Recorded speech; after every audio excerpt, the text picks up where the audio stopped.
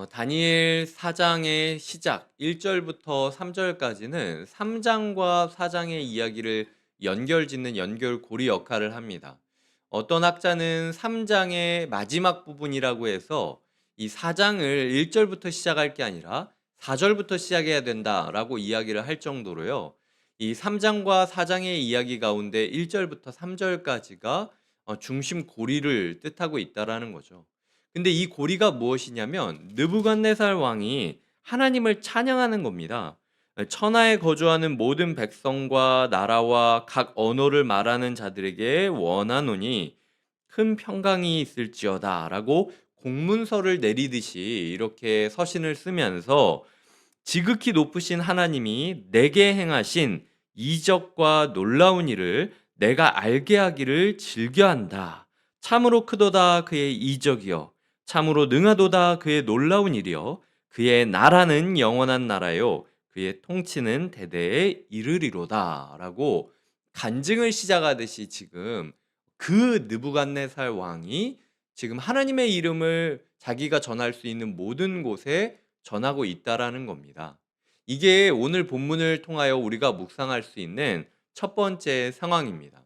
지금 다니엘과 세 친구들 그리고 포로로 잡혀온 모든 사람들이 자기가 만약 느부갓네살 왕을 전도한다면 어떤 모습이었을까라고 생각을 하지 않았겠습니까? 그들이 생각했던 모습은 이스라엘이 엄청나게 부강해지고 바벨론과 훨씬 비교할 수 없을 정도로 세력이 강대해져서 느부갓네살 왕이 하나님이 최고구나라고 고백할 수밖에 없게 만드는 것. 그래야만 이방 민족이 하나님을 찾고 하나님을 경외하고 하나님을 전할 거라고 생각했을 텐데 상황은 사실 정반대라는 거죠. 이방 민족들에게 포로로 끌려왔고 1600km나 떨어졌기 때문에 예배도 제대로 드릴 수 없는 상황이었습니다. 그리고 지금 다니엘은 이 이방 민족 가운데 이 뭐라고 얘기하냐면 박수장이다라고 이야기를 하고 있어요. 모든 지식 그리고 모든 술객들, 모든 마법사들, 술사들의 우두머리가 될 정도로 다니엘이 평생 동안 자기가 이 자리에 오를 거라는 상상을 했겠습니까? 전혀 그러지 않았겠죠. 하지만 전혀 예상하지 못했던 그 길이라 할지라도 끝까지 하나님을 따라 뜻을 정하고 그리고 풀무불 속이라도 내가 들어가겠다. 죽는다면 어쩔 수 없고 살면 하나님께 영광이고 그러니까 내가 죽으면 하나님께 나의 충정을 보이는 거고 살면 하나님의 영광을 세상 가운데 드러내는 거니 죽든 살든 다 주님의 나라에 도움이 되지 않겠나 라는 마음으로 달려갔던 그들의 끝이 그들의 생각했던 것과는 전혀 다른 상황에 처해 있지만 결국은 그들이 가장 바랬던 모습이 이루어지게 된다라는 거죠. 하나님께서는 오늘 우리에게 꿈을 꾸라라고 이야기를 하는 겁니다. 너희가 예상한 대로 되지는 않겠지.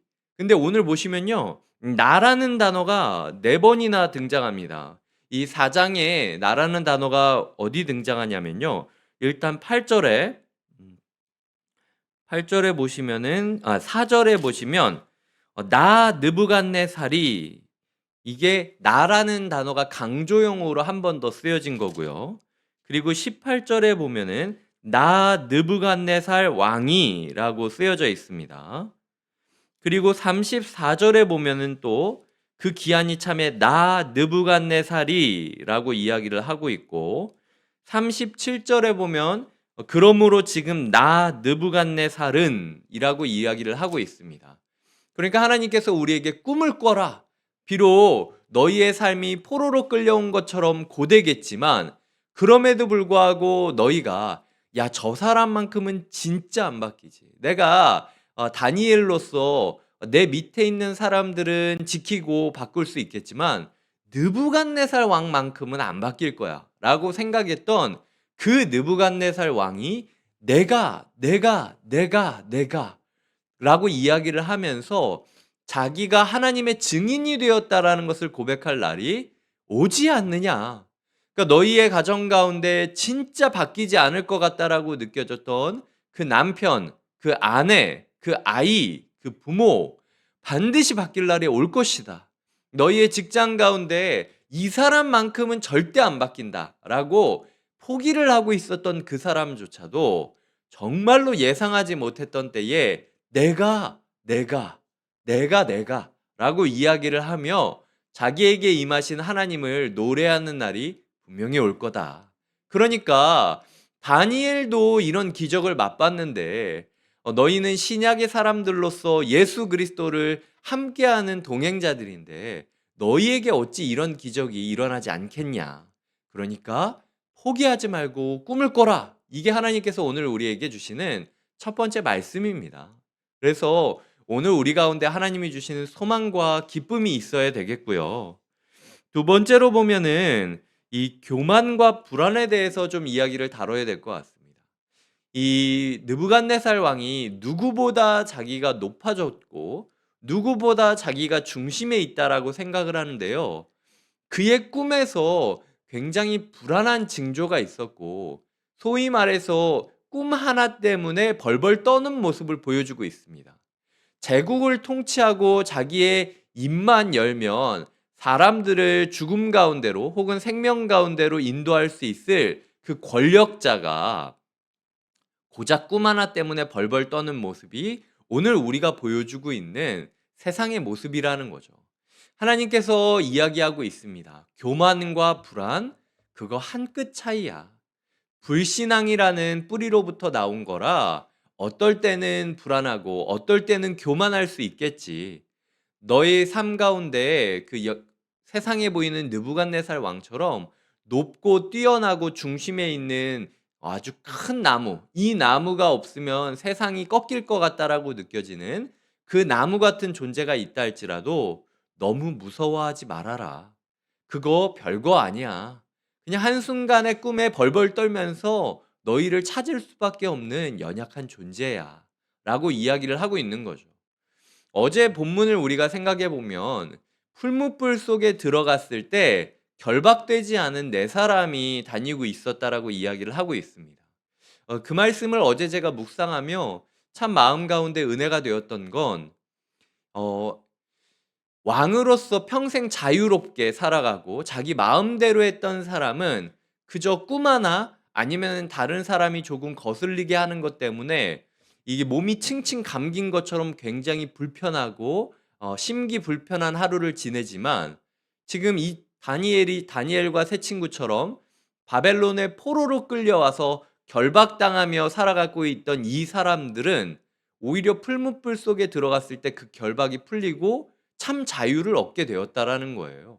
세상 모든 사람들이 봤을 때 가장 자유로울 것 같았던 사람이 사실은 결박되어 살아가고 있고, 그리고 누가 봐도 결박되어 살아가고 있다고 느껴졌던 그 사람들이 참 자유를 누리며 살아가는 것. 이게 우리가 신앙생활을 하는 이유이지 않습니까? 하나님께서 무서워하지 마라. 느부갓네살 왕 별거 아니야. 너의 삶을 짓누르는 엄청난 문제들, 그리고 엄청 위압적인 그 사람들 아무것도 아니다 라고 이야기하는 그 모습을 우리가 기억하며 세상을 바로 파악하기를 원한다라는 거죠. 첫 번째로는 제가 낯선 곳에 있지만 그럼에도 불구하고 끝까지 모든 것이 변하고 정말 안 변할 것 같았던 그 사람이 하나님을 찬양하고 증거하는 날을 꿈꾸기를 포기하지 말자. 두 번째로는 우리 앞에 있는 아무리 높은 나무, 아무리 중심에 있는 나무라 할지라도 별거 아니다. 한순간의 꿈에 벌벌 떨고 그 꿈과 미신의 결박당에 살아가고 있는 연약한 한 존재일 뿐이다. 그러니까 비록 너의 육체는 결박당하여 이 사람이 부르면 끌려와야 되고 저 사람이 죽으라 그러면 죽어야 되는 존재지만 그럼에도 불구하고 하나님 나라 백성이 누릴 수 있는 참 자유를 포기하지 말아라 라는 게 두 번째 교훈입니다. 세 번째로는 한 순찰자 한 거룩한 자 13절에 보면 머릿속으로 받은 환상 가운데 또 본즉 한 순찰자 한 거룩한 자가 하늘에서 내려왔다라고 이야기를 하고 있습니다. 이 순찰자는 와처, 그러니까 지켜보는 사람, 감시자, 감찰자라는 뜻을 가지고 있습니다. 어떤 번역에서는 지키는 자라고 수호자 뭐 이런 식으로 이야기하기도 해요. 근데 성경학자들은 이걸 천사였다라고 이야기를 하고 있습니다. 하나님의 천사가 내려온 것을 보았다라는 거예요. 내려와서 그렇게 만물의 중심 가운데 있었고 모든 존재가 그 나무에 소위 기생하며 살아가고 있을 정도였는데 그 나무를 꺾고 끊으시면서 도망쳐라, 도망쳐라 라고 이야기하는 모습을 보게 되었다라는 거죠. 이 14절에 보면 떠나게 하고 쫓아내라 라고 이야기를 하는 게 똑같은 동사입니다. 도망쳐라, 도망쳐라 라고 이야기하는 거나 마찬가지예요. 아니, 이 세상에서 천상천하 유아독전, 이 나무가 없으면 안 될 줄 알았는데 그 나무를 갑자기 하늘에서 천사가 내려와서 꺾고 끊어버리며 너희 이 나무로부터 도망쳐야 된다. 이 나무가 너희를 살리는 게 아니라 이 나무가 너희가 먹어야 될 모든 양분을 뺏어 먹고 있기 때문에 너희가 누리지 못하는 거다 라고 이야기를 하면서 외치는 모습을 이 느부갓네살 왕이 꿈에서 본 거예요. 침상에서 머릿속으로 받은 계시. 그러니까 내가 자는지 깨어 있는지 몽롱한 정도로 가수면 상태에 들어가 있을 때 보았던 그 이미지 하나 때문에 느부갓네살 왕이 하나님을 만나게 된다는 거죠. 이게 세 번째 교훈입니다. 꿈에서 그냥 천사를 본 것만으로도 느부갓네살 왕이 이렇게 변했다면 예수 그리스도를 만나게 된다면 변하지 않을 영혼이 어디 있겠습니까? 그러니까 우리가 꿈꿔야 될 오늘 하루는 하나님 정말로 우리 아이, 우리 남편, 우리 아내, 우리가 사랑하고 우리 앞에 서 있는 이 사람이 꿈에서라도 좋으니까 예수 그리스도를 한 번만이라도 마주할 수 있게 해주십시오. 정말로 예수 그리스도 비슷한 거라도 봤을 때 느부갓네살 왕도 이렇게 변하는데 하나님 주님께서 한 번만 우리 가족 가운데 임해 주신다면 역사가 일어나지 않겠습니까, 주님? 꿈이라도 좋으니 한 번만 우리 가족을 만나 주시고 인도해 주시옵소서라고 기도하는 그 기도가 필요하다라는 거죠. 하나님께서 우리 가족을 살려주시길 간절히 청하시기 바랍니다. 하나님께서 우리가 마주하는 모든 사람들을 생명의 통로로 이끌어 주시길 간절히 구하시길 바랍니다. 다니엘이 평생 동안 자기가 처한 나라가 바른 나라가 되기를 구했지만 이런 식으로 바뀔 거라는 사실은 생각하지 못했을 거예요. 하나님께서 오늘 우리 가정과 우리 직장과 우리 교회 가운데 우리가 전혀 예상하지 못했던 기적을 행해 주시기를 마음 다해 축복하고 소망하시길 주님의 이름으로 부탁드립니다. 함께 기도하시겠습니다. 우리가 기도할 때 하나님, 우리가 이 기도의 마당을 나가면 다시 낯선 땅으로 가겠죠. 하지만 그럼에도 불구하고 포기하지 않겠습니다.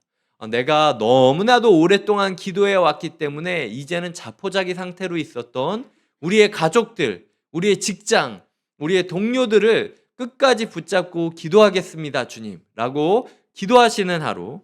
또한 동시에 우리 앞에 어떤 사람과 어떤 상황이 있다 할지라도 그거 한나절 꿈에 마음이 휘청휘청거리는 아무것도 아닌 사람들이다. 그러니까 나의 삶 가운데 하나님 나라의 자유를 포기하지 않고 이어가는 하루가 되게 하여 주시옵소서라고 기도하시고, 마지막으로는 주님, 꿈이라도 좋으니 한 순찰자, 한 거룩한 자, 특별한 누군가를, 예수 그리스도의 흔적을 우리의 사랑하는 가족과 직장과 사회 가운데 보여주시옵소서. 마음 다해 기도하는 시간을 갖겠습니다. 하나님, 오늘도 우리에게 말씀을 주시니 감사드립니다. 다니엘이 이방 민족 가운데 포로로 끌려가서 박술객의 최우두머리가 될 때까지 노력을 하고 이 자리에 올랐을 때 어떤 마음이었겠습니까?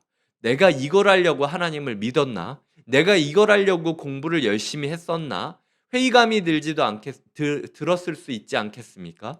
하지만 그럼에도 불구하고 다니엘을 하나님께서 이렇게 쓰시는 것을 보며 우리가 얼마나 낯선 상황에 있다 할지라도 끝까지 하나님, 우리 앞에 있는 그 누군가가 예수 그리스도를 마주하고 변하는 것을 포기하지 않게 하여 주시옵소서. 하나님, 아무리 강대한 사람이라 할지라도 그 마음 가운데는 불신앙의 증거로 교만과 불안이 몸부림치고 있을 것입니다. 하나님, 때로는 교만, 때로는 불안으로 드러나는 그 아무것도 아닌 사람 앞에 우리가 참 자유를 들고 나서는 하루가 되게 하여 주시옵소서. 하나님, 또한 그러므로 말미암아 우리가 하나님께서 그 영혼 가운데 예수 그리스도 비슷한 거라도 한번 보여달라고 간절히 구하는 하루가 되기를 원합니다. 포기하지 말고 끝까지 기적을 행하시는 하나님을 의지하며 살아가는 하루가 되게 하여 주시옵소서. 감사하고 예수님의 이름으로 기도드립니다. 아멘.